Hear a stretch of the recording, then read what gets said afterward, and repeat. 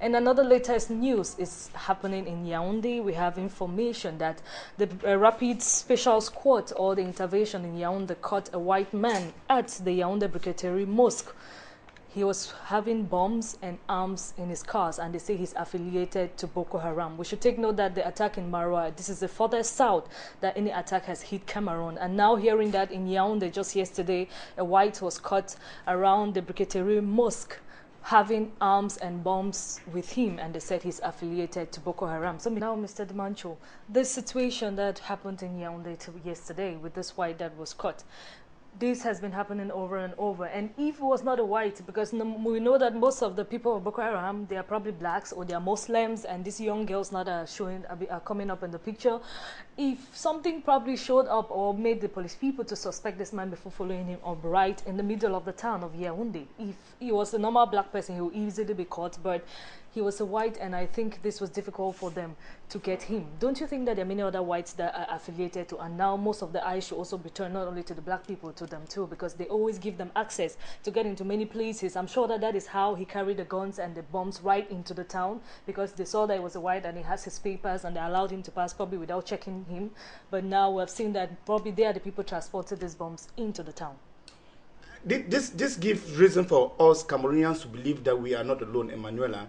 I don't want to sound more Christian, but it is not a wrong thing to sound Christian. I think that it gives reason for us to believe that we are not alone and that God is watching. And that, I mean, you know, for everything that people do, there is always need for a trigger.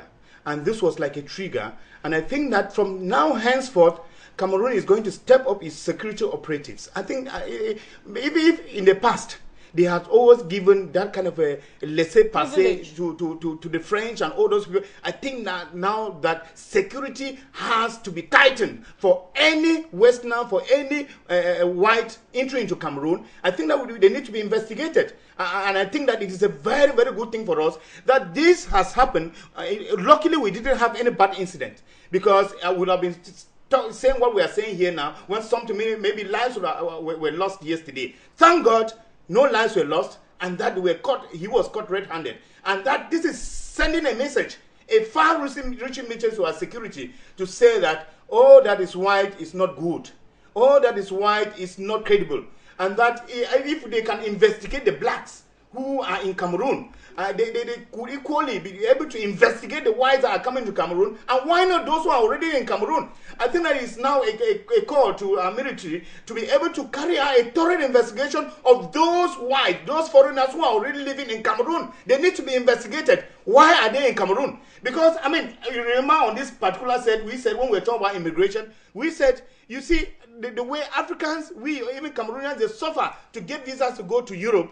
And you say that even when you leave France, a French person leaves France and comes to Cameroon and takes a visa at the airport. And he's not even checked. You come reach at the airport and you get your visa is stamped there, and you get to Cameroon. Nobody asks you what your mission is. Nobody asks you what you are coming to Cameroon for. Nobody, I mean, you see, it was like a pleasure having the whites into our country. Now we are going to be able to see now that the people we think they are coming to enlighten us, and people who are going to destroy us. And therefore, what has happened in Yaounde yesterday should actually be an eye-opener. I mean, if anybody cares to listen to us this afternoon, I mean, I think that thorough investigation should be carried out on those foreigners who are in Cameroon to actually know what they are doing in Cameroon, and actually to follow them up and see exactly their links in Cameroon and with who they are linked. I think I was on one television set last week, and the general was, and they were asking me, now you said you prefer that they should spy on Cameroonians. And I told him that there is no issue if the government has to spy on me.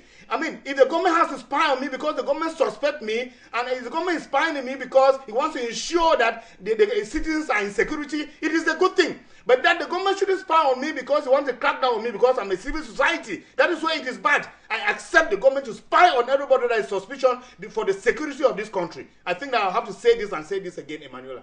What advice can you give to the people of Cameroon to where gatherings are always? Because we know some markets have gates, churches have security. What should they put in place in order to check the people going in and out to prevent such situations from happening? I think that the vigilance is not about putting the gates. The vigilance should be us. We should be much more vigilant. I think that people need to be sensitized.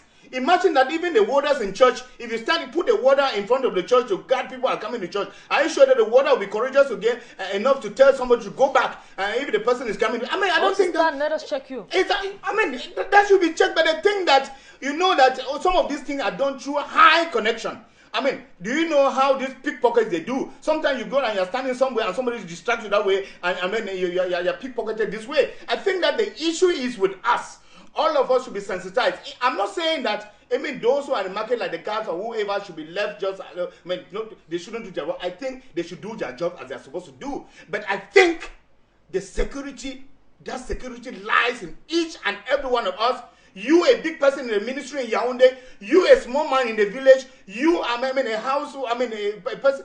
I think that all of us need to be involved. And I think that if the government can take this as a slogan and devise a means in which they can sensitize every household as we used to sensitize people against poliomyelitis, we should sensitize every household as we used to sensitize people during elections. This is going to serve a purpose. All of us will need to be sensitized. And that if you see somebody who is suspicious around your quarter, if you see a new face, you should be able to call the government, call whoever is responsible, and you should report cases as suspicious.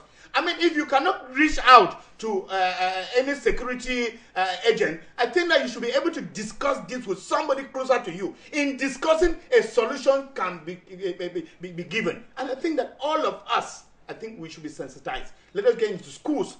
Very soon schools are starting. You don't know what is going to happen. We need to get into schools. The government needs to come up with a slogan as schools are reopening to be able to let school children know that we are at the risk of an attack and that everybody could be vulnerable to these attacks. And therefore, these are the measures that students should take. These are the measures that parents should take as their children go to school. These are the measures that every bar owner should take, because most of these people, they come and plant these things in bars, especially bars that close very late. These are the measures that nightclub owners should take in various nightclubs, because, and I think that our secret police should be at work, because this is going to serve us a purpose if the secret police are at work.